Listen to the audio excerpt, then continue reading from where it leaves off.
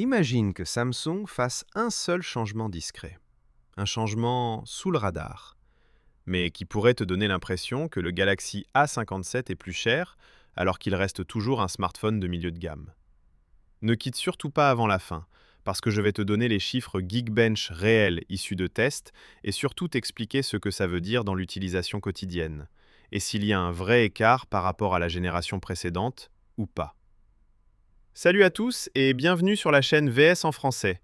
On se retrouve aujourd'hui pour une nouvelle vidéo consacrée au Samsung Galaxy A57 5G. Avant de commencer, lâche un like, abonne-toi à la chaîne VS en français et active la cloche. Notre objectif, c'est d'atteindre les 100 000 abonnés. Et ton abonnement fait une vraie différence, surtout si tu apprécies une tech sans exagération, sans bullshit et sans hype inutile. Pourquoi la gamme Galaxy A se vend autant? Et pourquoi certains se plaignaient? Soyons simples. La gamme Galaxy A, c'est la série Samsung qui colle le plus à la réalité des gens. On la retrouve chez les étudiants, chez les employés, chez ceux qui veulent un smartphone fiable qui tient plusieurs années sans prise de tête. Mais il y avait un point qui revenait toujours dans les critiques, le design de la face avant. Pas la qualité de l'écran, pas les couleurs, pas la luminosité. Non, le problème, c'était les bordures. Des bordures épaisses, un manque d'harmonie et un rendu visuel qui te rappelait immédiatement que tu étais sur un milieu de gamme, même quand le prix, lui, n'était pas si bas. Le gros changement, un écran OLED flexible. Concrètement, ça change quoi? Les fuites indiquent que Samsung pourrait utiliser un écran OLED flexible sur le Galaxy A57 avec une fourniture possible par TCLC SOT ou BOE selon les lots. Alors, c'est quoi un OLED flexible? Ça veut dire que la dalle elle-même est flexible au moment de la fabrication. Et ça permet aux constructeurs de réduire les bordures et d'avoir une façade beaucoup plus équilibrée visuellement. Résultat, même si le reste des specs reste classique, le smartphone donne une sensation plus premium en main. Et aujourd'hui, soyons honnêtes, beaucoup de gens jugent un téléphone en une seule seconde, au premier regard. Autre point évoqué dans les fuites, un taux de rafraîchissement de 120 Hz, donc un scroll plus fluide, une interface plus légère et une sensation de rapidité dans l'utilisation quotidienne. Pourquoi Samsung achèterait ces écrans ailleurs alors qu'ils en fabriquent eux-mêmes? C'est là que la vraie stratégie Samsung apparaît. Ce n'est pas toujours une question de capacité. Parfois, c'est une question de coût et d'équilibre. En passant par un fournisseur externe pour l'écran, Samsung peut réduire le coût d'un élément précis pour mieux absorber l'augmentation du coût d'autres composants comme la RAM, le stockage, la recharge, sans faire exploser le prix final et pousser les consommateurs vers la concurrence. En résumé, une amélioration claire du design et du ressenti, tout en essayant de stabiliser le prix. L'écran en chiffres, selon les fuites. Voici les données les plus évoquées. Taux de rafraîchissement, 120 Hz. Résolution évoquée, 2340 x 1080. Taille d'écran évoquée, 6,7 pouces. Tout ça reste non officiel, ce sont des fuites, pas une annonce Samsung. Le design. Samsung ne veut pas prendre de risques. N'attends pas une révolution esthétique. On devrait retrouver un design familier, un dos propre, un module photo reconnaissable, un châssis qui inspire confiance.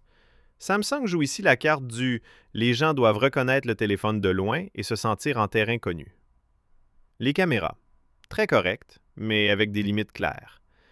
D'après les fuites, capteur principal 50 mégapixels avec stabilisation optique OIS, ultra grand angle 12 mégapixels, macro 5 mégapixels et le téléobjectif? Pour l'instant, aucune fuite solide n'indique la présence d'un zoom optique. Et ce n'est probablement pas un hasard. Samsung trace volontairement une frontière claire entre la gamme A et les gammes supérieures, pour éviter qu'un milieu de gamme ne cannibalise leurs modèles plus chers. Batterie et recharge, des chiffres rassurants. Ce qui circule actuellement. Batterie autour de 5000 mAh. Un excellent chiffre pour tenir la journée, voire plus, en usage normal. Recharge filaire évoquée, 45 watts. Est-ce que ce sera 45 watts dans tous les pays? Pas forcément. Certaines marques adaptent la puissance selon la région, le chargeur fourni ou non, les normes locales. Donc, là aussi, il faudra attendre l'annonce officielle. Les performances, la vraie surprise, avec Geekbench. On arrive à la partie qui intéresse beaucoup de monde. Processeur évoqué, Exynos 1680. Une unité est apparue sur Geekbench avec les scores suivants. Single Core, 1311 points. Multicore, 4347 points. RAM sur ce test, 12 Go. Système, Android 16. Concrètement, ça veut dire quoi pour toi? Sur le papier, le Galaxy A57 montre une vraie montée en puissance, surtout en fluidité générale et en stabilité au quotidien. Mais le vrai facteur décisif restera la gestion de la chaleur et l'efficacité énergétique sous charge. C'est ça qui fait la différence en jeu et en usage intensif photo/vidéo. Quelle est la stratégie globale de Samsung? Si on assemble tout, un gros upgrade visuel, écran et bordure, des performances solides pour la catégorie, une grosse batterie avec une recharge correcte, des caméras fiables, mais sans téléobjectif, le message est clair. Samsung veut un smartphone qui convient au plus grand nombre avec le minimum de risques. Te donner l'impression d'évoluer sans casser la hiérarchie interne de ses gammes premium. FAQ, comme d'habitude. Résistance à l'eau et à la poussière? Aucune confirmation officielle pour l'instant. Samsung réserve parfois cette protection à certaines gammes ou certains prix. Combien d'années de mise à jour?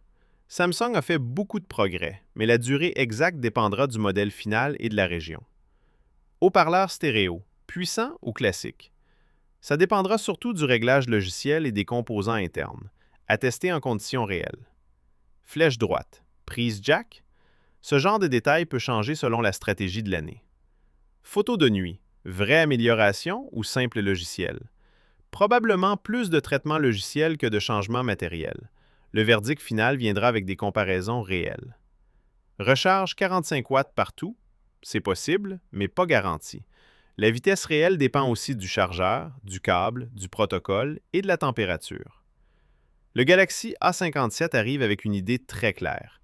Une montée en gamme dans le ressenti, pas une explosion de specs sur le papier.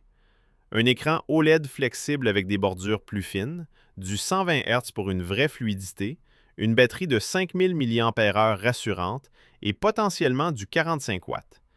Ajoute à ça les scores Geekbench prometteurs, un Exynos 1680 plus solide, 12 Go de RAM et Android 16 sur les unités de test. Mais Samsung garde volontairement des limites. Pas de téléobjectif, pas de choix trop audacieux. Alors la vraie question, c'est: tu préfères un smartphone équilibré, fiable, qui dure dans le temps, ou un modèle plus agressif sur les specs avec des compromis ailleurs? Dis-le-moi en commentaire et lançons un vrai débat tech. Et surtout, like la vidéo, abonne-toi à AVS en français pour soutenir la communauté tech francophone et nous aider à atteindre les 100 000 abonnés. Active la cloche, parce que dès que Samsung officialise les specs finales, la résistance à l'eau, les mises à jour ou la recharge, je te ferai une vidéo de mise à jour rapide, claire et sans tourner autour du pot.